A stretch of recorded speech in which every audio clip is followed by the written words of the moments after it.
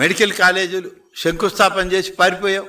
ఇవాళ పూర్తి చేస్తున్నాం. అనేక మంది విద్య చదవాలనుకున్నటువంటి రేపటి తరానికి మార్గదర్శకత్వం ఇచ్చి నిలబడేటువంటి పరిస్థితి గతంలో ఇంజనీరింగ్ కాలేజీలు పెట్టినా, మెడికల్ కాలేజీలు పెట్టినా తెలుగుదేశం ప్రభుత్వంలో జరిగింది. చంద్రబాబు నాయుడు గారు ముఖ్యమంత్రిగా ఉండగానే మొదలుపెట్టాం. ఇవాళ కొనసాగిస్తున్నాం. నువ్వు పారిపోతే మేము ఇవాళ కొనసాగిస్తున్నాం. వాటిని పూర్తి చేసి మళ్ళీ ప్రజలకు అందించాలి. రేపటి తరానికి మంచి విద్యాలయాల్ని, మంచి వైద్య వృత్తుల్ని అందించాలని ప్రయత్నం చేస్తా ఉన్నాం. నీ హయాంలో ప్రతిదీ ఒక దుర్మార్గమే. ఉత్తరాంధ్ర ప్రాంతాన్ని, అక్కడ నీ బంధువునే ఒక ఆయన్ని పెడితివి. విశాఖపట్నం ఓడరేవు దగ్గర నుంచి ఇచ్చాపురం దాకా ఆయన దోచుకొని పోయా. కోస్తా ఆంధ్రలో ఒక ఆయన్ని పెడితివి. ఇక్కడ ఈయన మొత్తం దొరికిన దగ్గరంతా కబ్జాలు చేశా. తిరుపతిలో మరొక ఆయన్ని పెడితివి. ఆఖరికి లడ్డు తయారు చేసే నెయ్యి కూడా అమ్ముకున్నా, కల్తీ నెయ్యి పెట్టా. రాయలసీమ నువ్వే ఉంటివి కిరీటం పెట్టుకొని.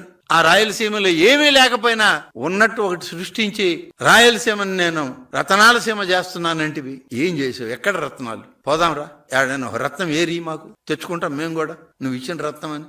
రాళ్ళు రప్పలతో వాళ్ళని అన్యాయం చేస్తే ఇవాళ సాగు భూములు చేయడానికి, వాటి సాగులోకి తేవడానికి, మంచి పంటలు పండేటువంటి భూములుగా తీర్చిదిద్దడానికి నిరంతరం అహర్నిశలు కృషి చేస్తున్నటువంటి నాయకత్వం మాది. నువ్వెక్కడ చెప్తావు?